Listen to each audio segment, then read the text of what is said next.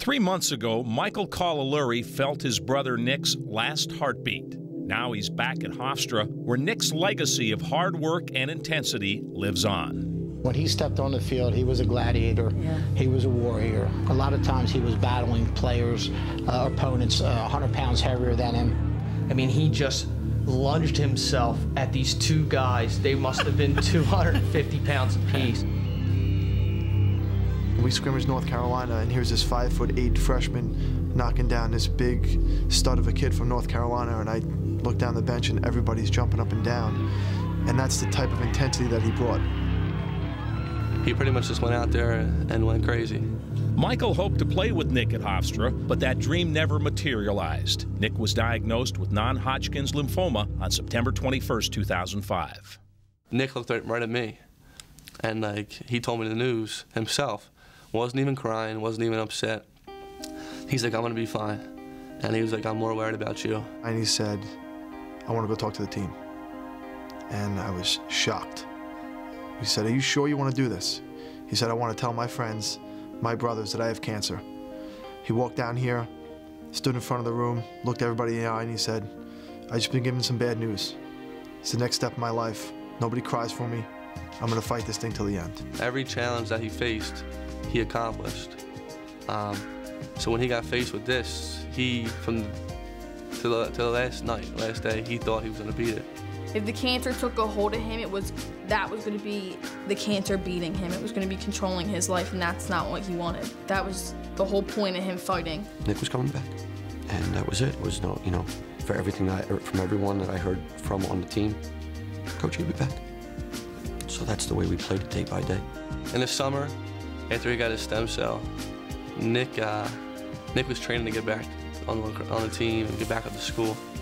More bad news last fall. The cancer was back. Nick wasn't going to play for Hofstra again. It was devastating for his little brother.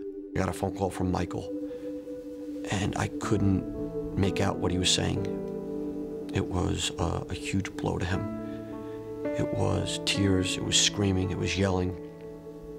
So I stayed home for about 5 weeks, 4 to 5 weeks with Nick, took care of him, administered his drugs, showered him, did everything he needed.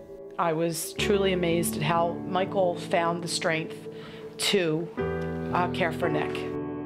Last Thanksgiving, the family found out Nick had only days to live. The entire Pride team bussed down to the Calaluri home that Monday. For the first few minutes felt like hours, and it was only seconds. And everybody was feeling out the situation. I thought I should crack some jokes. I thought I should break some ice.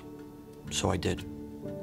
And before I knew it, Nick grabbed the microphone from me and held court for 2.5 hours. And he was in so much pain and dealing with so much, and he was able to escape from that, and he made everybody else happy.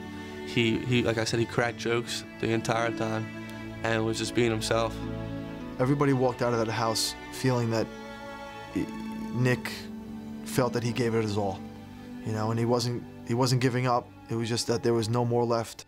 At 4 o'clock in the morning, Nick called Vinny D'Angelo over and his brother Michael, and just said, "You ready to do this?" And they knew what he was talking about. He said, "Yep, I'm ready. Go get the rest of the family."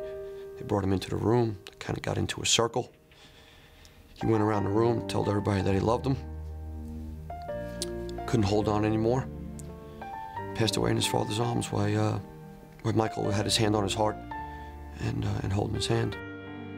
He wanted to be the last one to feel Nick's last heartbeat, because their heartbeat is one, and he was. Michael now enters his first season without Nick by his side. Spring practice started less than 2 months after Nick's death.